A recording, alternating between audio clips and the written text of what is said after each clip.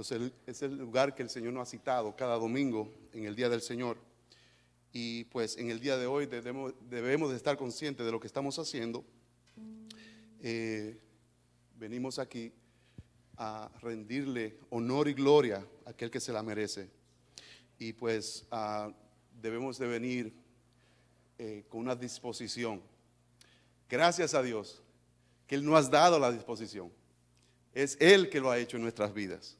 Por eso cuando leemos en el Salmo 108 dice: mi corazón está dispuesto, oh Dios, cantaré y entonaré salmos. Esta es mi gloria. Despiértate, salterio y arpa. Despiértate el alba. Te alabaré, oh Jehová, entre los pueblos. A ti cantaré salmos entre las naciones, porque más grande que los cielos es tu misericordia, y hasta los cielos es tu verdad. Verdaderamente que es un privilegio que aunque seamos un grupo pequeño aquí, en medio nuestro esté el más grande. Entonces Él es digno de toda alabanza. Él es digno de que todo nuestro ser, nuestra mente, nuestro cuerpo, nuestra alma en este día, Él sea el centro de toda adoración. Así que de esta misma manera, hermanos, oremos al Señor por este servicio que le vamos a rendir, este sacrificio vivo que sale de lo más profundo de nuestras almas. Gracias, Señor, te damos por tu misericordia y tu bondad para con cada uno de nosotros. Que siendo aún nosotros pecadores, Señor, tú enviaste a tu Hijo, Cristo Jesús, para así vertir su sangre, para comprar y pagar nuestros pecados y así borrar nuestras rebeliones. Gracias, Señor, por este privilegio. Que seamos conscientes de lo que estamos haciendo y a quién es que te estamos dando honor y gloria en este día. Que podamos alabarte, Señor, libremente como así tú nos has hecho. Nos has hecho libre en Cristo Jesús, Señor nuestro. Gracias, Padre, por esta oportunidad de alabarte. En el nombre de Jesús. Amén y amén.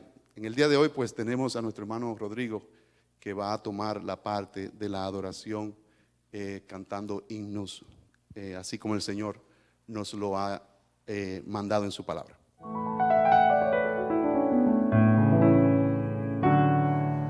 De paz inundada, mi senda ya esté.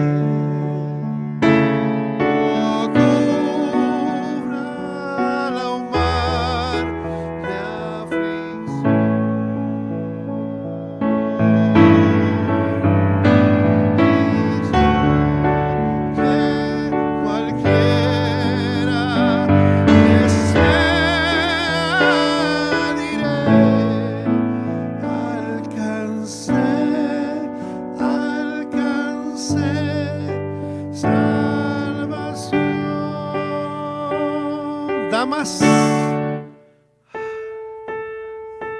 varones, alcancé. Vamos a hallar más. Todos juntos. Alcancé, alcancé salvación. Ya venga la prueba. Ya venga la prueba, obediente Satán. No niego a mi fe ni mi amor, pues Cristo comprende mis luchas.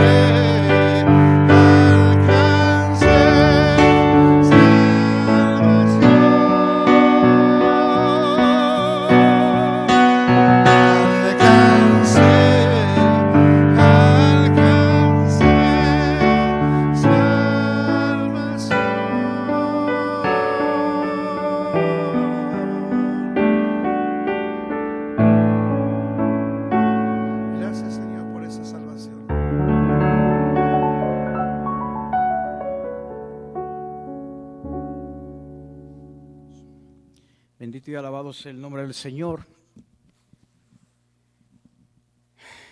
Qué hermosa se ve la iglesia hoy, ¿verdad? Mucho calor allá afuera hoy. No, quizá por eso algunos hermanos se fueron de picnic, porque hace mucho calor allá afuera. Glorificado sea el nombre de Dios. La palabra de Dios dice que me alegré con lo que me dijeron, a la casa del Señor iremos. Es hermoso estar en la casa de nuestro Dios. Es parte de nuestro deber como cristiano el hecho de nosotros reunirnos como un solo cuerpo, ¿verdad? El cuerpo de Cristo, la iglesia local, la cual Dios utiliza a través de Cristo para llevar a cabo todos sus planes, absolutamente todos sus planes.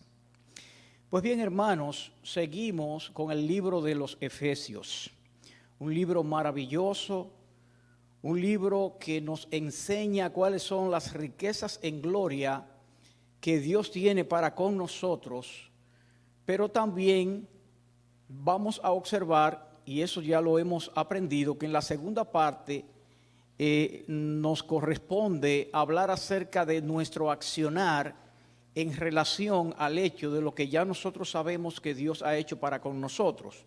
O sea, es un libro maravilloso. Por eso es el libro prototípico de la iglesia, se llama Efesio.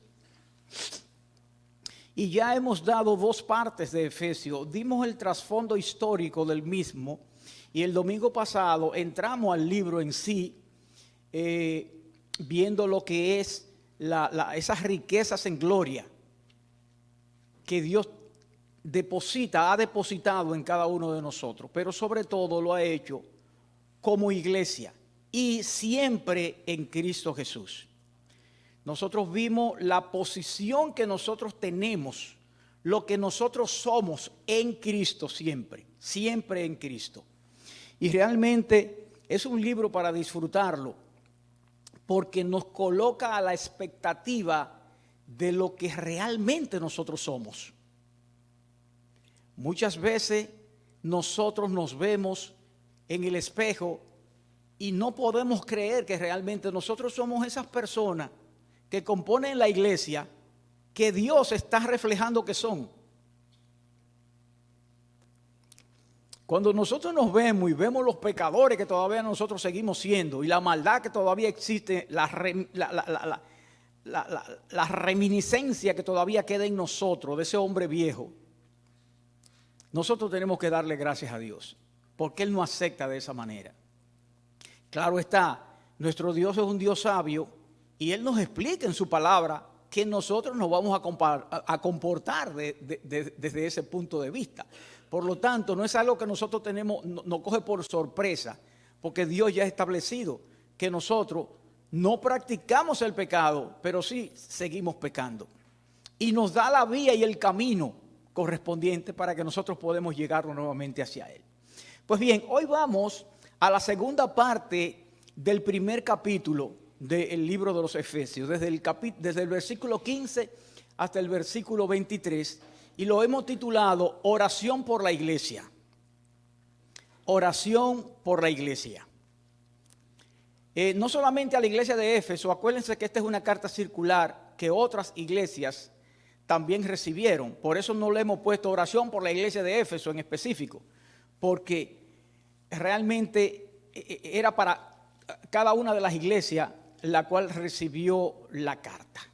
Amante Dios, Padre Celestial, Dios eterno y todopoderoso, nos encontramos, mi Dios, delante de tu presencia, tus hijos reunidos, mi Dios, como nos manda tu palabra el primer día de la semana, para venir a disfrutar, para venir a consolarnos, para venir, mi Dios, a estimularnos los unos a los otros, mi Dios, en el amor y en las buenas obras, hasta que tú vengas, oh Padre Celestial, hasta que Cristo venga por segunda vez, mi Dios. Los estaremos esperando en esta condición, unidos en amor, en confraternidad, siempre, mi Dios, reconociendo que tu palabra es lo máximo en nuestras vidas y que nosotros, mi Dios, hemos sido tomados por ti desde antes de la fundación del mundo con el propósito única y exclusivamente de darte la gloria y de darte la honra. Que la parte correspondiente, mi Dios, de estos versículos de Efesios capítulo 1 que vamos, mi Dios, a ministrar en este día, sean, mi Dios, tomado por tu santo y bendito Espíritu y puesto, mi Dios, en los labios de este siervo para que él mismo pueda edificar de una forma correcta, mi Dios, como a ti te complace, a tus ovejas. Muchas gracias, Padre Celestial, en el nombre de Jesús, amén y amén. Oración por la iglesia. Si usted se lee las cartas de Pablo, Pablo era un hombre que creía en la oración. Pablo era un hombre que tenía un concepto del valor y el poder de la oración. Pablo no era hipercalvinista. Los hipercalvinistas, si usted se pone a ver el concepto que tienen los hipercalvinistas, generalmente es un concepto paradójico a todo lo que los demás creen. Yo estoy de acuerdo con Arcis Pro. En vez de decirle hipercalvinista, lo que debía decirle es hipocalvinista. Es como subcalvinista, porque hiper es por encima y realmente ellos no están por encima, ellos están por debajo en las creencias que ellos tienen. ¿Cuál es la creencia de los hipercalvinistas en relación a la oración? Los hipercalvinistas creen en lo siguiente. Ellos dicen, Dios es soberano. Dios ha decretado todo, absolutamente todo lo que va a suceder. Dios ha elegido a un pueblo desde antes de la fundación del mundo para ser salvo. Por lo tanto, no hay que orar porque ellos se van a salvar como quiera. Ese es el concepto de los hipercalvinistas. Los hipercalvinistas no oran. Ellos dicen, Dios ya salvó y yo no tengo por qué orar, ni predican, déjenme decirle. O sea, no hacen, bueno, predican porque predican en el templo, pero no hacen evangelización fuera del templo. Porque ellos dicen que Dios va a mandar a los salvos al templo. Pero la fórmula que nosotros vemos en la Biblia es totalmente contraria a lo que ellos dicen. Hay una parte de ellos que sí es real. Dios es soberano, perfecto. Dios ha decretado todo lo que va a suceder, perfecto. Dios ha elegido a aquellos que se van a salvar. Y ellos se van a salvar de todas maneras porque ya Dios lo ha elegido. Pero el problema de ellos está en el hecho de que así como Dios define el fin, también define la causa. O busca la causa. El método que Dios utiliza es ese. Dios, por ejemplo, vamos a poner un ejemplo. Vamos a poner el ejemplo de... hubo un avión dominicano que se cayó después de la Torre Gemela. ¿Ustedes se acuerdan de ese avión? Eso fue determinado por Dios, decretado por Dios que eso iba a suceder. Ahora, ¿ustedes se acuerdan por qué fue que sucedió? Según se dice, fue una explosión que sucedió en el interior del avión. Algunos, me acuerdo que decían que era una bomba que se había puesto. La cuestión fue que explotó el avión.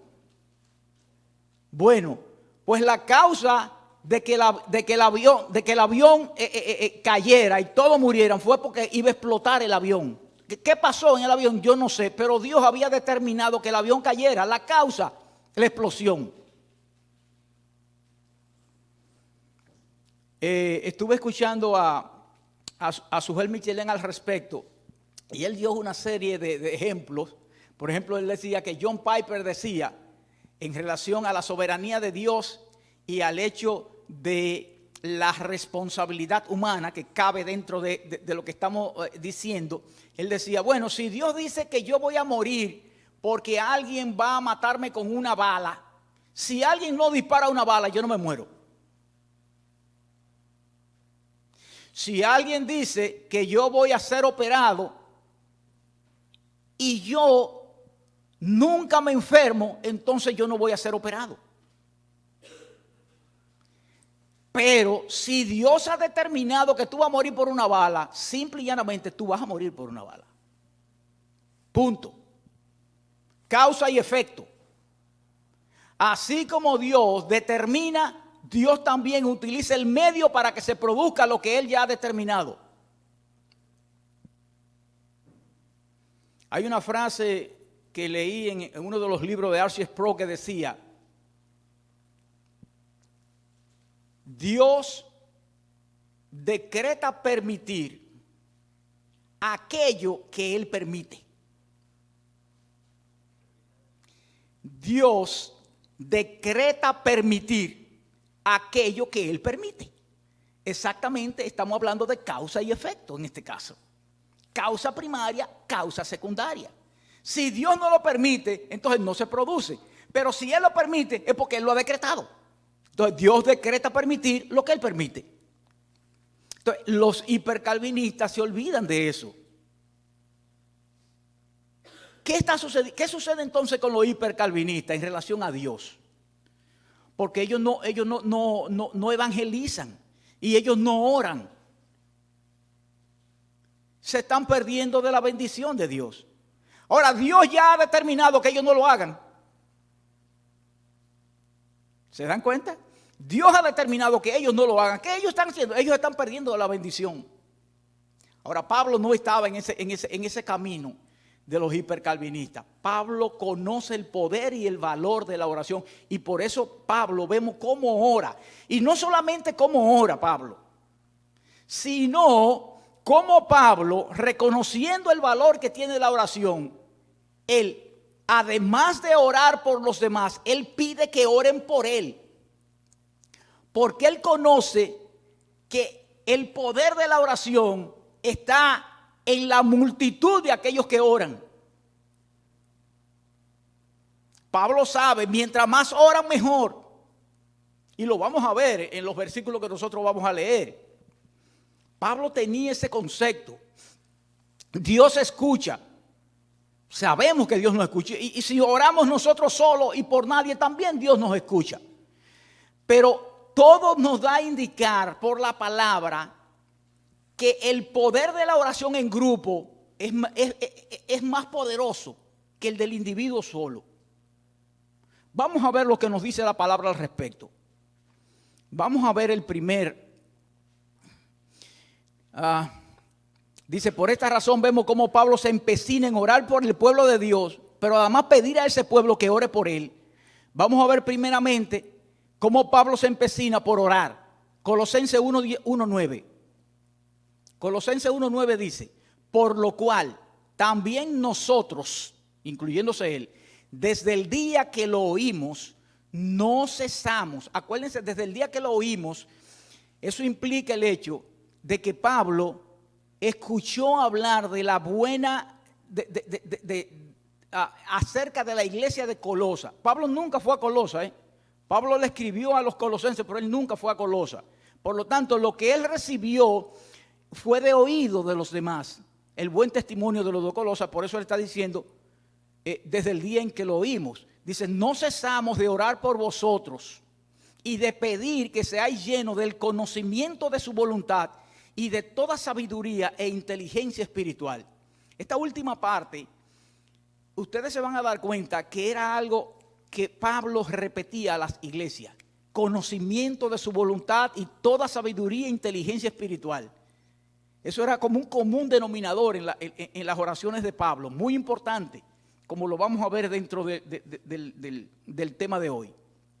Vamos a ver lo que nos dice Filipenses 1:9 y 10. Dice: y esto pido en oración, que vuestro amor abunde aún más y más en ciencia y en todo conocimiento. Ahí está. A los Colosas le dijo eso, y aquí a los Filipenses le está diciendo lo mismo. Para que aprobéis lo mejor, a fin de que seáis sinceros e irreprensibles para el día de Cristo. Y fíjense la oración a favor de Pablo en este caso. Segunda de Corintios 1:11 dice: cooperando también vosotros a favor nuestro con la oración, para que por muchas personas sean dadas gracias a favor nuestro, por el don concedido a nosotros por medio de muchos. O sea, ¿qué es lo que Pablo me está diciendo aquí? Pablo está diciendo lo mismo que dije al principio. Si muchos oran, como nosotros, por ejemplo, los lunes, que oramos por gente específica y por problemas específicos de esas personas, nosotros le damos gracias a Dios cada vez que Dios responde a nuestras oraciones y nosotros vemos la mejoría de esas personas. Eso es lo que él está diciendo aquí. Dice, para que por muchas personas sean dadas gracias a favor nuestro. O sea, los que oran dan gracias a favor del por quien oran. Por el don concedido a nosotros por medio de muchos, el don que Dios me concede, o sea, Dios me concede la sanidad porque muchos oraron, y a eso es lo que él se está refiriendo. Fíjense lo que dice Romanos 15, del 30 al 32.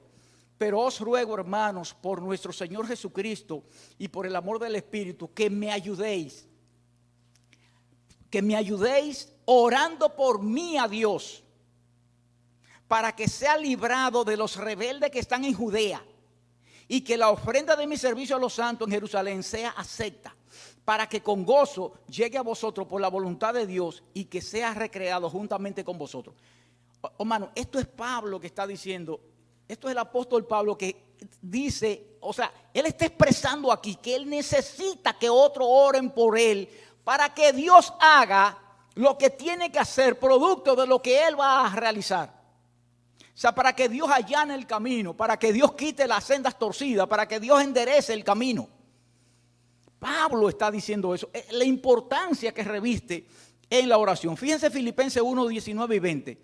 Porque yo sé que por vuestra oración y la suministración del Espíritu de Jesucristo, esto resultará en liberación conforme a mi anhelo y esperanza de que en nada seré avergonzado. Antes bien, con toda confianza como siempre, ahora también será magnificado Cristo en mi cuerpo, o por vida o por muerte. O sea, ya sea que yo en lo que haga muera o viva. Por eso Pablo decía, para mí el vivir es Cristo y el morir es ganancia. Y es mejor, claro, Pablo decía, en 2 Corintios dice, que era mejor en relación a la tarea que Dios le mandó a hacer, es necesaria esa tarea de evangelizar, pero que era mejor morir y estar con Cristo, estar presente delante de la presencia de Cristo. Efesios 6, 18 y 19, orando en todo tiempo con toda oración y súplica en el Espíritu y velando en ello con toda perseverancia y súplica por los santos y por mí, a fin de que al abrir mi boca me sean dadas palabras para dar a conocer con denuedo el misterio del Evangelio. Pablo pedía oración para que él tuviera el valor correspondiente de hacer lo que él sabía que Dios le había mandado hacer. Entonces, por eso es que la oración es tan importante. Y por eso es que la oración incluso es un enigma. Déjenme decirle que la oración es uno de los misterios más grandes que existe en la Biblia. Y nosotros oramos todos los días. Y quizás no nos ponemos a pensar en eso. ¿Qué está detrás de la oración?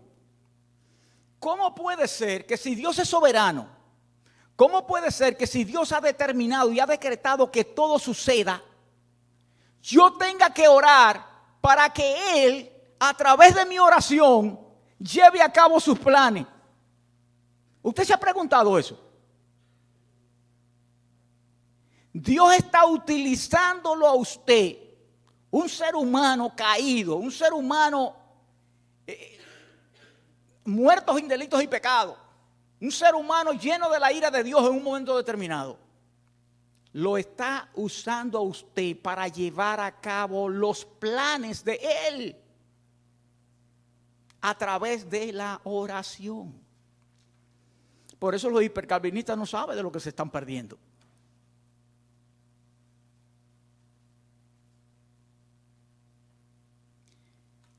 Por eso esa frase de Dios decreta permitir a aquellos que Él permite, le cae perfectamente a la oración. Porque yo me pregunto, bueno, pero si Dios lo ha decretado todo, Él ha decretado entonces utilizarme a mí para que en un momento determinado yo ore por alguien y Él a través de esa oración proceder a hacer algo con ese alguien.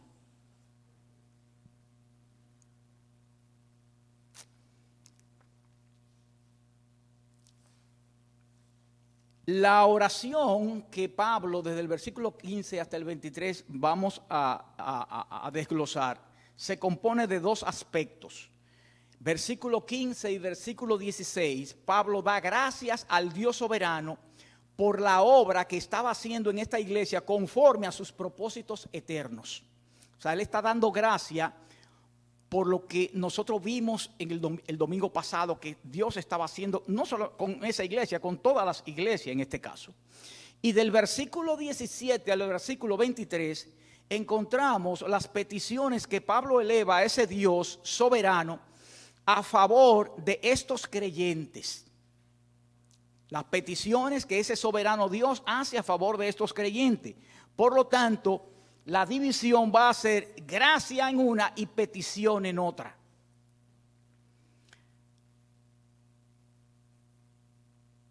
Pablo estaba consciente de que Dios es soberano y todo lo ha decretado, pero también estaba consciente de que nuestra responsabilidad de ser los agentes escogidos por Dios para reconciliar a su pueblo con Dios. Acuérdense de lo que dice Romano, en el sentido de que Dios nos ha tomado a nosotros para reconciliar con Él a su pueblo.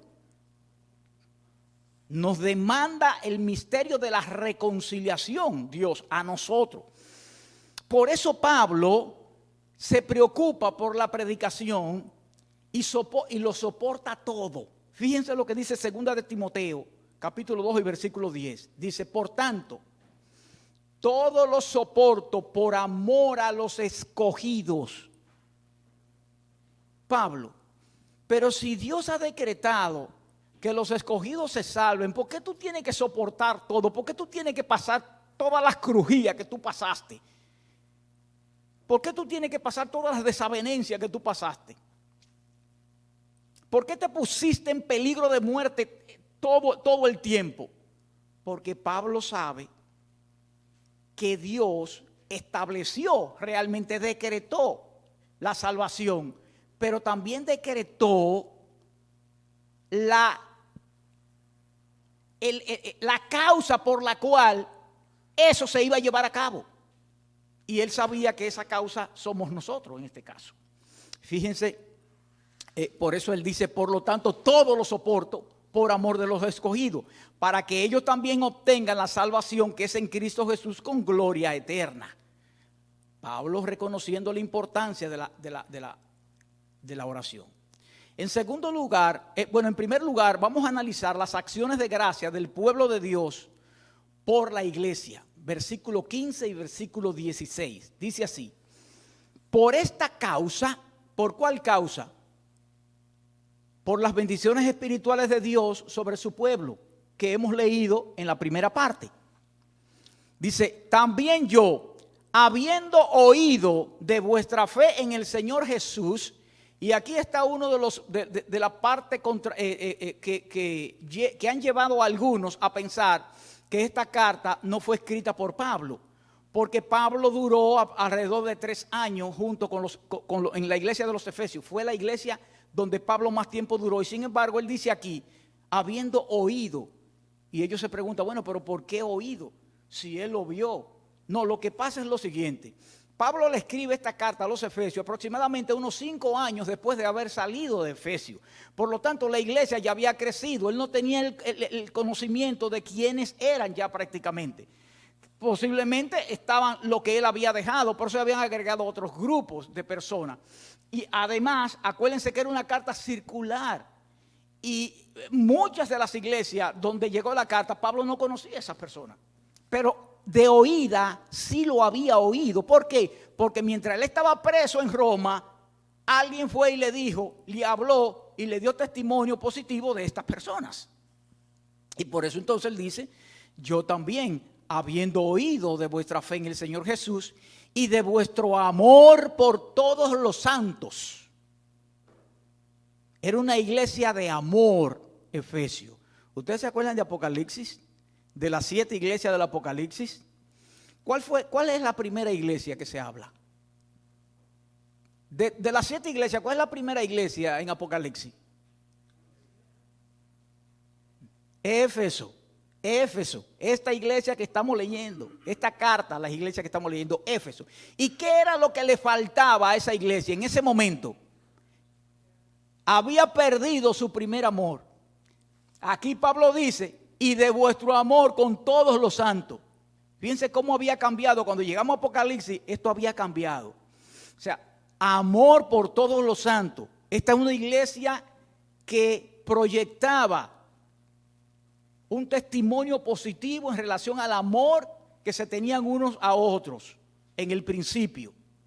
Había coinonía, había mucha amistad, había compañerismo, pero posteriormente vemos que en Apocalipsis se pierde este concepto. Ok, entonces, a consecuencia de lo antes dicho, dice, no ceso de dar gracias por vosotros. A consecuencia de lo que ya hemos leído, dice, no ceso de dar gracias por vosotros, haciendo memoria de vosotros en mis oraciones, característica, una expresión característica de Pablo.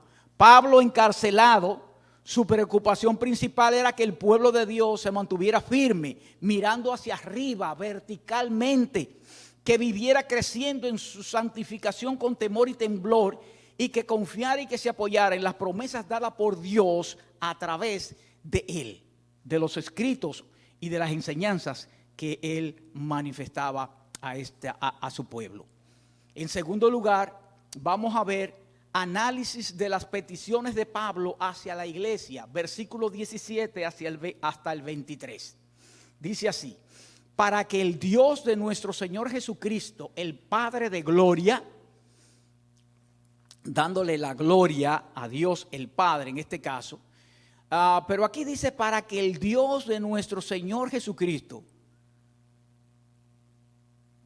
para que el Dios de nuestro Señor Jesucristo. ¿Quién era Jesús? ¿Qué característica tenía Jesús?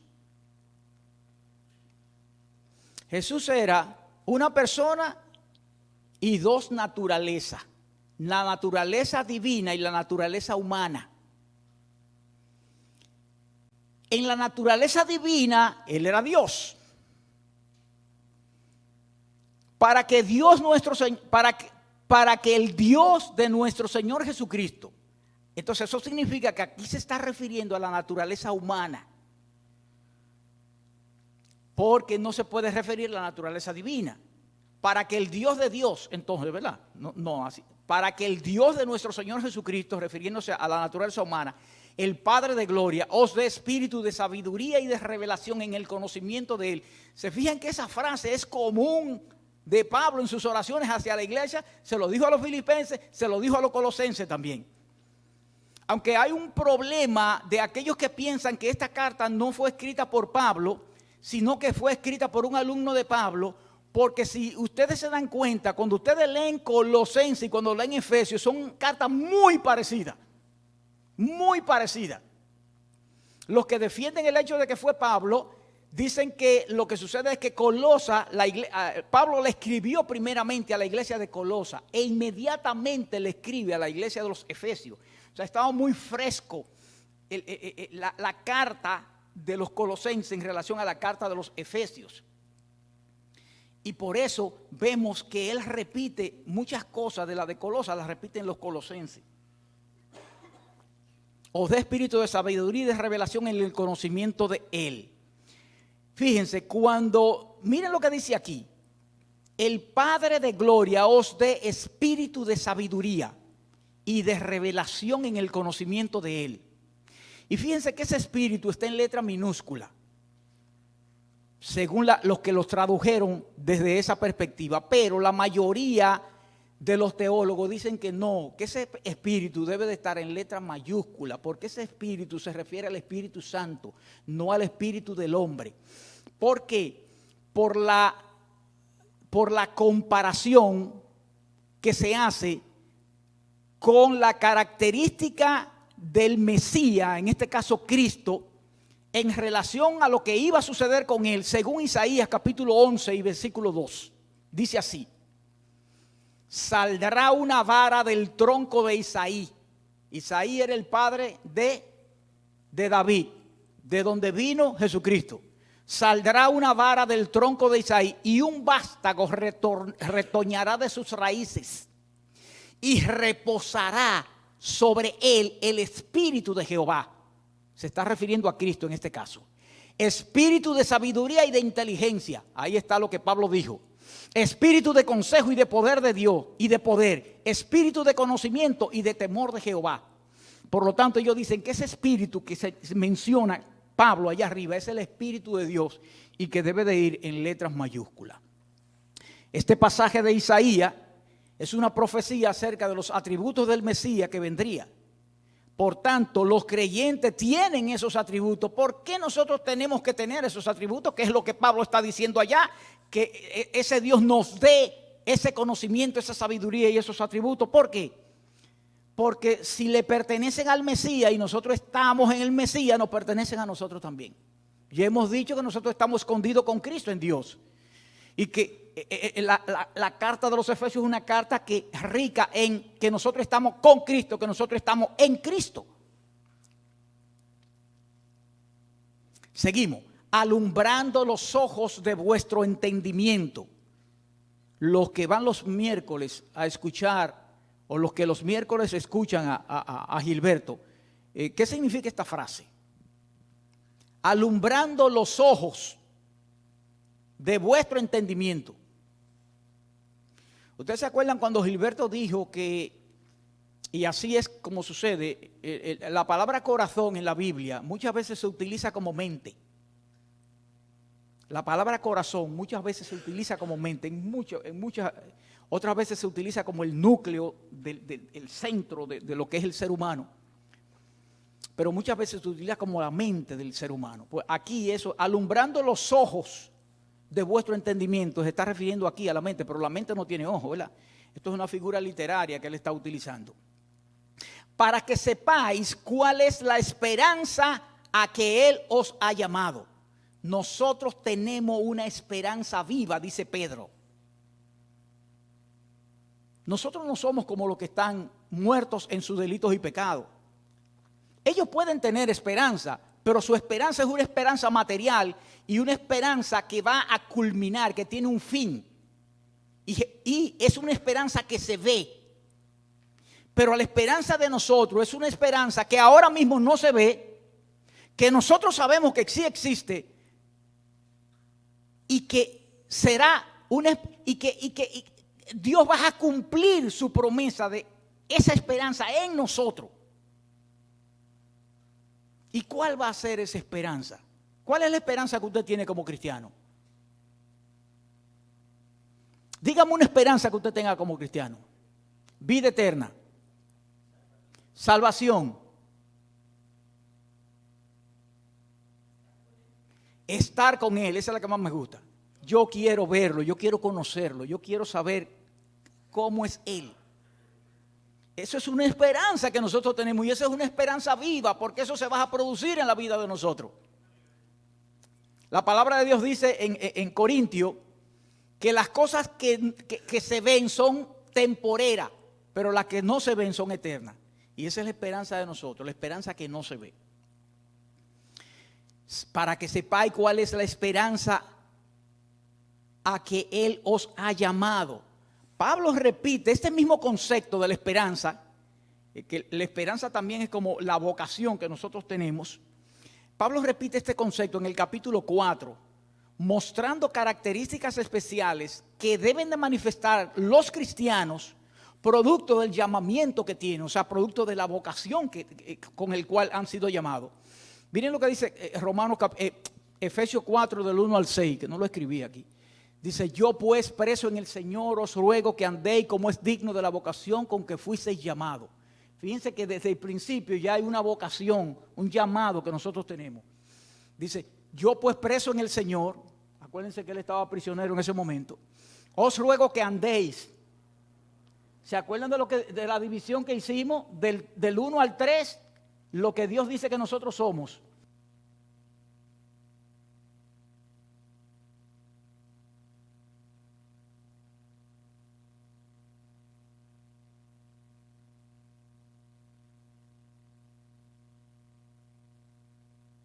Aquí, por eso dice andéis, como es digno de la vocación con que fuisteis llamados. Hay una vocación que nosotros tenemos.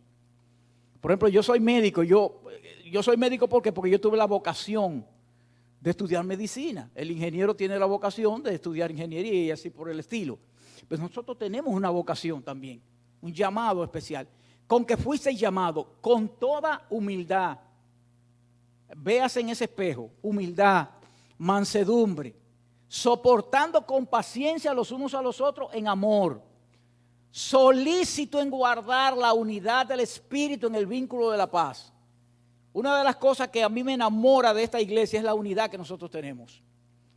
Una de las cosas, y yo siento que por mi forma de ser viejo todavía, que queda, yo no pude estar con ustedes, porque en primer lugar en mi casa hay mucho trabajo los sábados, pero si yo lo hubiera sabido, de todas maneras aparto el tiempo correspondiente, pero mi hijo me lo dijo ya en última instancia. Tú no viste tu teléfono, es que yo no veo teléfono, ese es mi problema. Pero la unidad que hay aquí a mí me fascina y le doy gracias a Dios y le pido a Dios que siga aumentando esa unidad en nosotros. Un cuerpo y un espíritu, como fuisteis también llamados en una misma esperanza de vuestra vocación. Un Señor, una fe y un bautismo, un Dios y Padre de todo, el cual es por todo y por todos y en todo. O sea, el llamamiento, la vocación que nosotros tenemos, a eso es que Pablo se está refiriendo. Y esa es una esperanza que vive en nosotros. Dice, ¿y cuáles las riquezas de la gloria de su herencia en los santos? Hermano, aquí hay una expresión que a mí me puso los pelos de punta cuando yo dije, pero bueno, acá yo nunca me había dado cuenta de esto. Dice, ¿y cuáles las riquezas de la gloria de su herencia en los santos? Ustedes no se dan cuenta que ahí dice su herencia, no dice nuestra herencia. ¿A qué herencia se está refiriendo eso? ¿A la herencia mía? No. A la herencia de Dios. Nosotros, Él dice que nosotros somos herencia suya. Dios dice que nosotros, los creyentes, somos su herencia, hermano. ¿Y cuál es la riqueza de la gloria de su herencia en los santos? Resulta sorprendente que Dios atesore como su herencia a personas que estaban muertas en sus delitos y pecados y que eran objetos de su ira. Miren el capítulo 2 del versículo 1 al 3. Dice así: y Él os dio vida a vosotros cuando estabais muertos en vuestros delitos y pecados.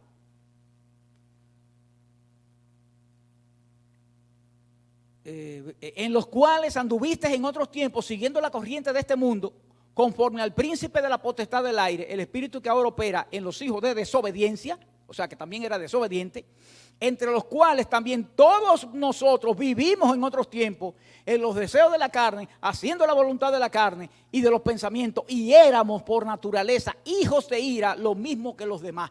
A eso Él lo tiene ahora como herencia.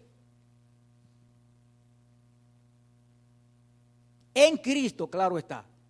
No porque usted se lo ha ganado, ni porque yo me lo he ganado. Eso es en Cristo. Es por lo que Cristo hizo que Él está diciendo esto.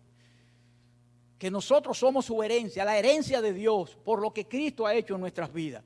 Por la transformación, por la santificación. Por el hecho de habernos sellado con su Espíritu Santo. Y cuando se sella, que es un hechizo que se le pone como a la vaca, ¿verdad? Eso es mío, y donde quiera que esté es mío, y no importa para dónde se vaya, eso es mío, porque tiene mi hechizo, tiene mi sello. Pero además, el tomar esa iglesia para que sea el puente para Dios mostrar su infinita sabiduría. Aló, Dios está tomando a la iglesia como puente para que el mundo vea. No solamente el mundo, como vamos a ver aquí, su infinita sabiduría. Miren lo que dice el 3:10.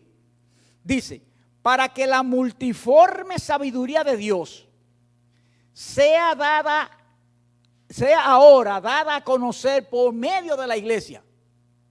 Como puente, la iglesia va a dar a conocer la multiforme sabiduría de Dios. A dar a conocer por medio de la iglesia. ¿A quién? A los principados y potestades en los lugares celestiales, hermano. Miren, nosotros le estamos enseñando la grandeza de Dios a los poderes que están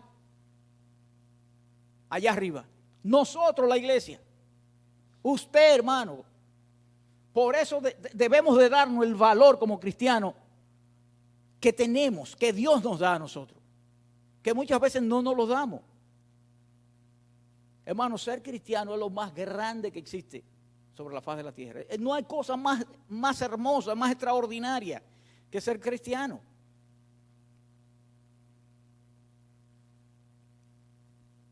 Desde el versículo 19 hasta el 23, Pablo le declara a los efesios dos aspectos importantes de la persona de Cristo. Le declara su resurrección y le declara su entronización. Vamos a verlo esto. Dice, y cuál la supereminente grandeza de su poder. Supereminente. Eso está por encima de todo. Super, por encima, eminente. Ustedes han visto cuando ustedes dicen, oye, esa persona sí es un eminente en cuanto a lo que él profesa ser. Hay personas que se encumbran por encima de otros. Estando, por ejemplo, teólogos. Vamos a hablar de teólogos. Hay teólogos que están por encima de otros teólogos. Son más eminentes, pues esos son súper eminentes en relación. Entonces, a esto que se está refiriendo la palabra aquí. Dice, y cuál la supereminente grandeza de su poder para con nosotros lo que creemos, según la operación del poder de su fuerza, oiga cuál es, la cual operó en Cristo, resucitándolo de los muertos y sentándolo a su diestra, que significa poder en los lugares celestiales. Pablo está diciendo aquí que el mismo poder que levantó a Jesús de los muertos es el mismo poder que usted tiene y que yo tengo. Aló. El mismo poder que levantó a Jesucristo de los muertos es el mismo poder que reside en nosotros. Eso es lo que Pablo está diciendo aquí. Sobre todo principado y autoridad, y poder y señorío, y sobre todo nombre que se nombra, no solo en este siglo, sino también en el venidero. Y sometió todas las cosas bajo sus pies. Eso me acuerda a mí a Filipenses, ¿verdad? Filipenses capítulo 2, versículo del 9 al 11. ¿Ustedes se acuerdan? No sé si lo tengo aquí puesto. ¿Lo tengo ahí puesto, hermano? ¿Es el siguiente o? No, está bien. No, me acuerda a Filipenses capítulo 2. Yo lo busco, Filipenses capítulo 2. Miren lo que dice Filipenses 2, 9 y 10. En ese aspecto. Dice, por lo cual Dios también le exaltó hasta lo sumo y le dio un nombre que es sobre todo nombre, para que en el nombre de Jesús se doble toda rodilla de lo que están en los cielos y en la tierra y debajo de la tierra, y toda lengua confiese que Jesucristo es el Señor, para gloria de Dios Padre. Para gloria de Dios Padre. ¿A quién se está refiriendo aquí? ¿A quién se está refiriendo aquí? ¿Quién es el que tiene esas características? Jesús, ¿verdad que sí? Jesucristo. Ok, está bien. Búsquese ahí a Isaías 45. Búsquese a Isaías 45. 23. Y dígame a quién se está refiriendo aquí. Dice así Isaías 43. 45, 23. claro, para entender esto hay que leer el contexto, porque se está refiriendo a Jehová aquí. Ok, y mire lo que dice de Jehová. Por mí mismo hice juramento, de mi boca salió palabra en justicia y no será revocada, que a mí, a Jehová, se doblará toda rodilla y jurará toda lengua. Pero aquí está hablando de Jehová, pero allí está hablando del Hijo. ¿Qué implicación tiene eso? Que está hablando del mismo, está hablando de Dios. Está hablando de Dios, hermano. Léase Isaías 45, que está hablando de Jehová. Y Jehová dice que ante Él es que se va a doblar todas las rodillas y toda lengua va a confesar. Pero en Filipenses me dice que es el Hijo que le corresponde eso.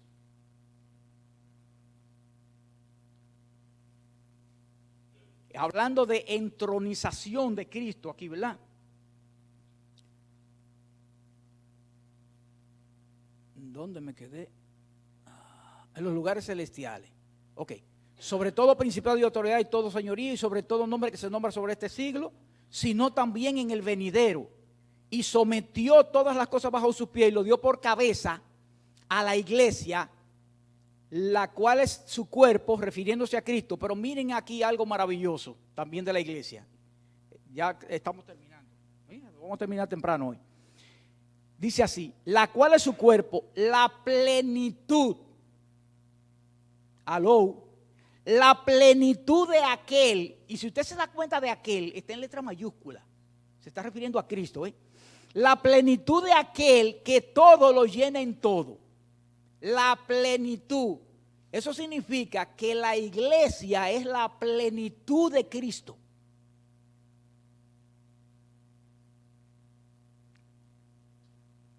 ¿Entendió eso? Por ejemplo, nosotros utilizamos la palabra plenitud desde... nosotros decimos, oye, se murió en la plenitud de su vida. ¿Qué significa eso? Que se murió en los mejores momentos de su vida. La plenitud es lo máximo. Y Dios me está diciendo aquí que nosotros, la iglesia, somos esa plenitud en Cristo Jesús. Es maravilloso este libro. Cristo goza de su posición como cabeza de todas las cosas por el bien de la iglesia. Todo lo que Cristo ha hecho es por el bien de la iglesia. Absolutamente todo, hermano. Vivir su vida como la vivió sin pecado y morir de la forma en como vivió y resucitar, todo es por la iglesia que lo hizo. Él está en la posición más encumbrada del universo, pero representando a los creyentes. Él lo está representando a usted y a mí, donde Él está. Por eso Él intercede día y noche por nosotros. Desde la diestra de Dios, el Padre, su poder. Miren lo que dice el 2:6. Dice, y juntamente con Él nos resucitó. ¿Con quién? Con Cristo. Usted ya está resucitado, hermano, ¿eh? O sea, para Dios, acuérdense que esto es desde la perspectiva de Dios, no desde la perspectiva de nosotros. Nosotros todavía estamos aquí, no nos hemos muerto todavía. Pero para la perspectiva de Dios, ya nosotros morimos y resucitamos con Cristo. Dice, y juntamente con Él nos resucitó y asimismo nos hizo sentar en los lugares celestiales con Cristo Jesús. O sea, que nosotros ya morimos, ya resucitamos y estamos sentados en los lugares celestiales con Cristo Jesús para Dios. Algo incomprensible para la mente humana esto. Y Colosenses 3:3 dice, porque habéis muerto, mírenlo ahí, porque habéis muerto. Lo mismo que Pablo está diciendo aquí, lo dice acá. Dice, porque habéis muerto y vuestra vida está escondida con Cristo en Dios. Si yo morí, mi vida está escondida con Cristo en Dios, entonces mi posición es la misma que tiene Cristo.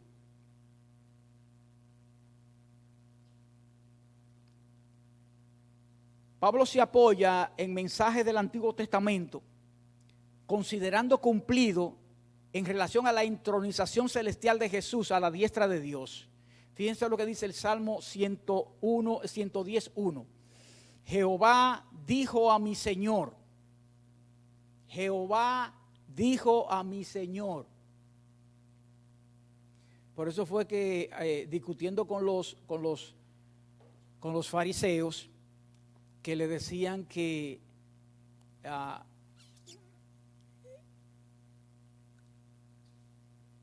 le decían a Jesucristo en relación a Abraham, que ellos eran hijos de Abraham,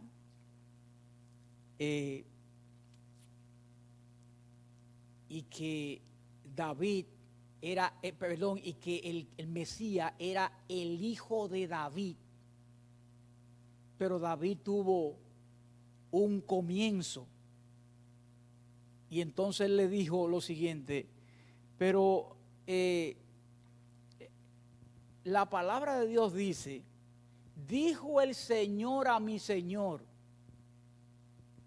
David no estaba cuando eso. ¿Cómo David entonces puede ser cómo el Mesías puede ser hijo de David? Por este verso, Jehová dijo a mi Señor. Es como ustedes dicen, Jehová dijo a Jesucristo, siéntate a mi diestra, que es lo mismo que hemos leído en Efesios, hasta que ponga a tus enemigos por estrado de tus pies.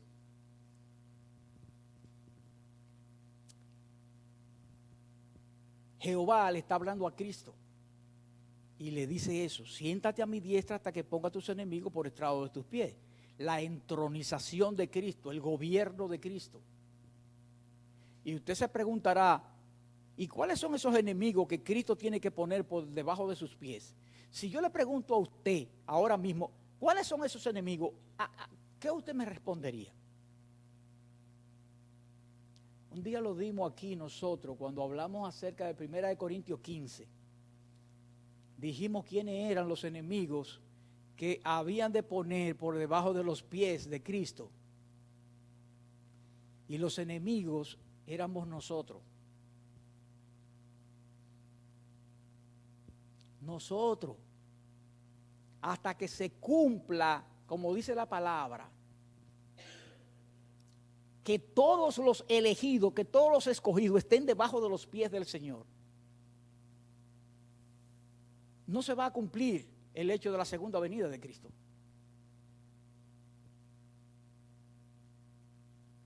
¿Qué era usted antes de conocer qué era usted antes de que Dios lo encontrara? Enemigo de Él. Enemigo de Él. Pues ya lo vimos allá en Efesios 2. Estábamos muertos en delitos y pecados y éramos hijos de ira, lo mismo que los demás. ¿Por qué? Porque éramos enemigos de Dios. Entonces dice, siéntate a mi diestra hasta que yo ponga a tus enemigos por debajo de tus pies, hasta que yo traiga a tu pueblo, al pueblo que yo escogí y lo ponga debajo de tus pies. Por eso que toda rodilla se ha de arrodillar y toda lengua de confesar que Jesucristo es el Señor. Pero también en la sumisión de todas las cosas bajo sus pies, Pablo se está refiriendo al Antiguo Testamento. Salmo 8:6 dice, le hiciste señorear sobre las obras de tus manos y todo lo pusiste debajo de sus pies. Todo lo pusiste debajo de sus pies.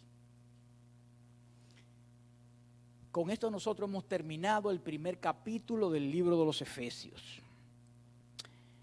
Yo espero que esto se está grabando hoy, ¿verdad que sí? Sí, porque el del domingo todavía no ha salido. Está en proceso. Hubo una que se quejó, mi esposa, ¿verdad? Se quejó en estos días. ¿Por qué no ha salido ese?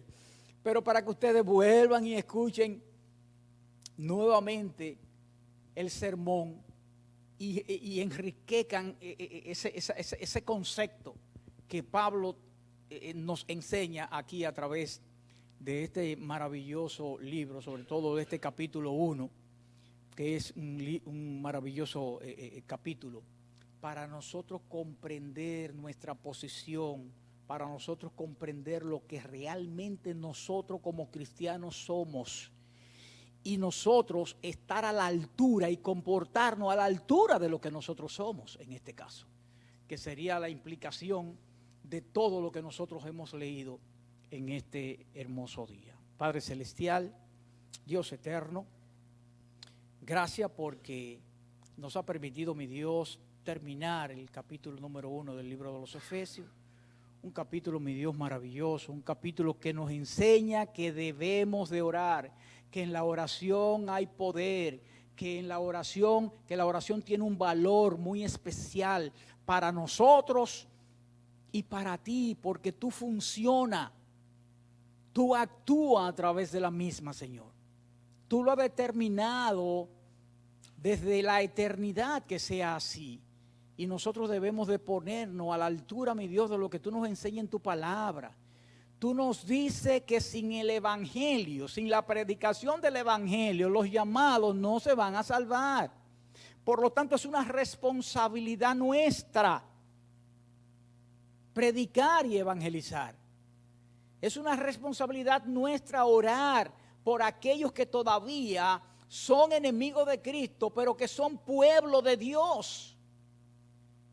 Y que tú los conoces por nombre. Y sabe, mi Dios, cuál es la circunstancia secundaria que tú vas a utilizar para que ellos puedan llegar a tus pies. Utiliza esta iglesia, mi Dios, como puente para que eso suceda. Para nosotros es un honor que tú nos utilices, mi Dios, para que tus propósitos se cumplan, oh Padre Celestial. Y sobre todo, mi Dios, para que a través de los mismos nosotros reconozcamos cuál es nuestra posición en ti y que toda la gloria y toda la honra sean para ti. Por Cristo Jesús, amén y amén.